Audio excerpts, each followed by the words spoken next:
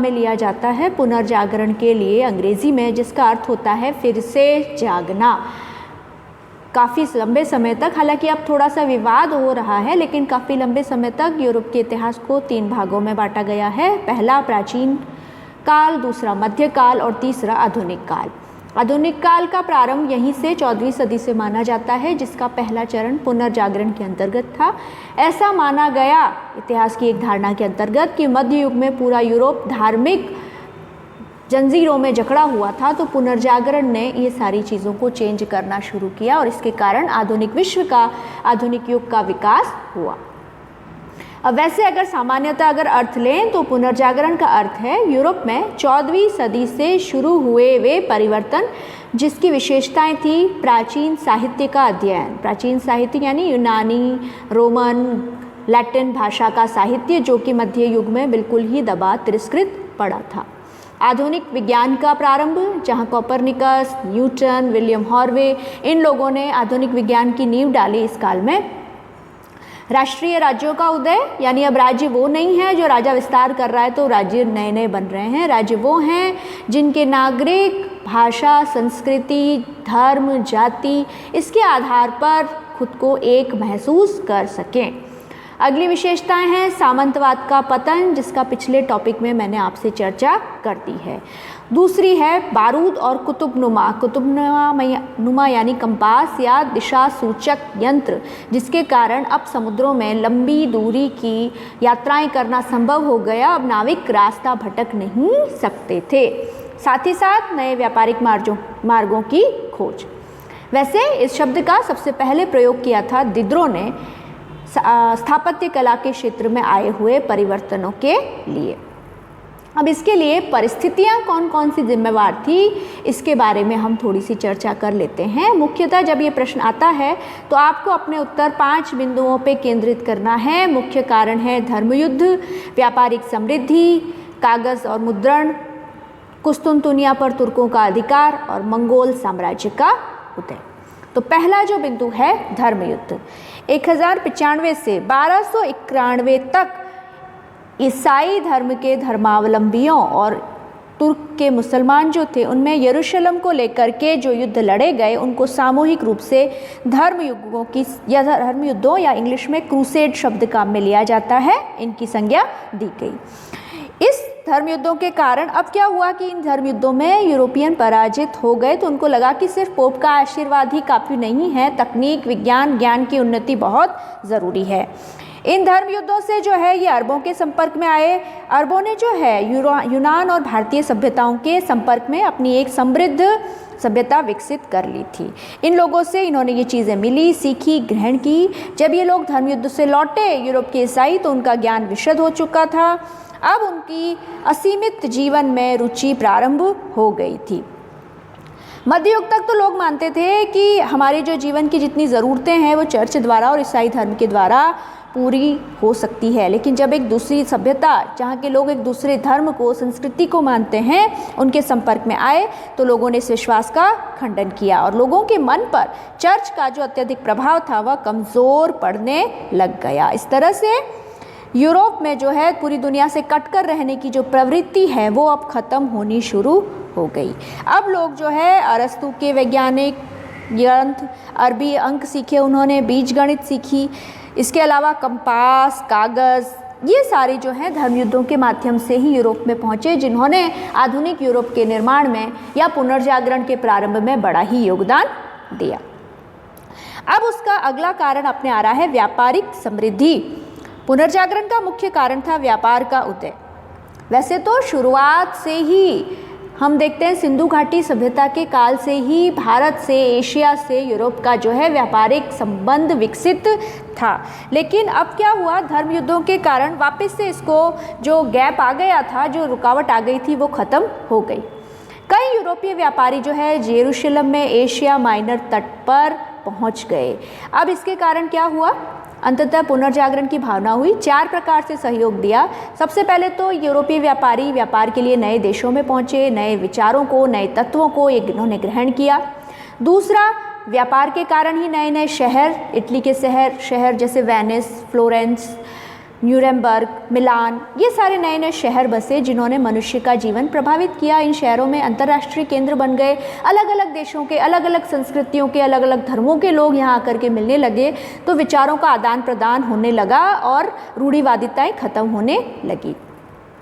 अगला तीसरा जो कारण है, व्यापार के ज़्यादा विकास के कारण व्यापारियों के पास ज़्यादा पैसा इकट्ठा हो गया। अब इस पैसे को ये कैसे शो ऑफ करें, कैसे बताएं, तो इन लोगों ने जो है कलाकारों को संरक्षण देना प्रारंभ कर दिया।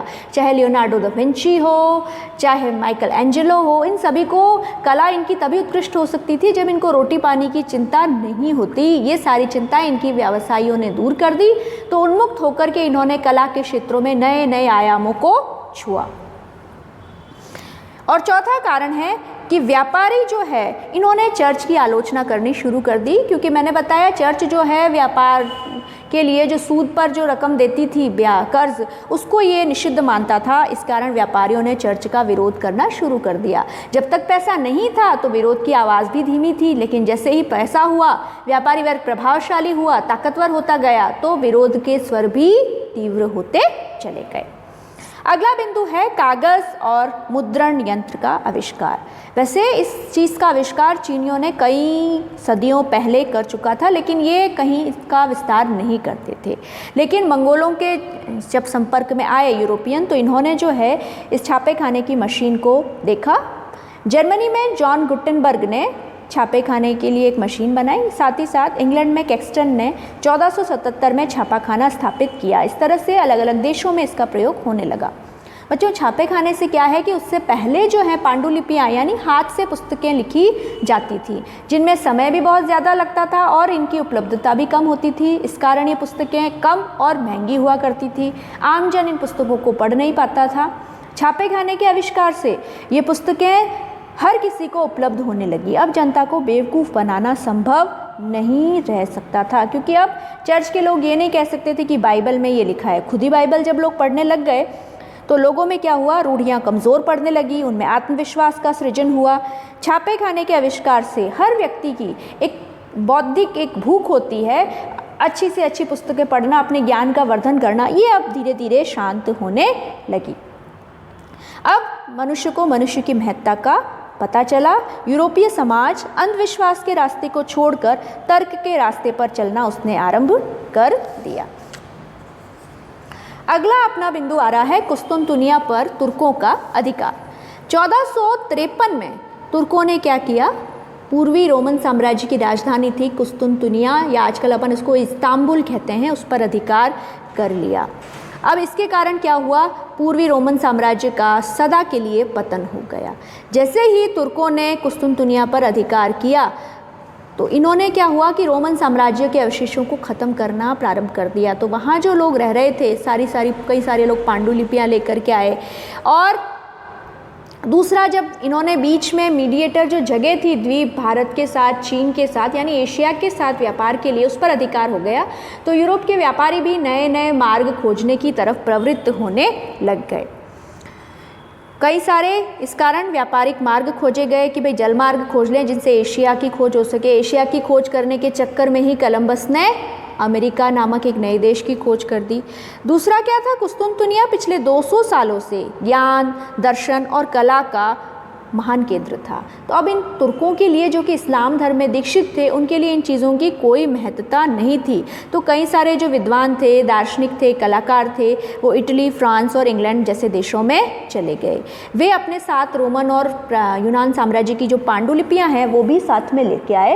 एक कार्डेलियन बेसारियन का नाम आता है, जो खुद अकेला अपने साथ 800 पांडुलिपियाँ लेकर के इटली में आया था।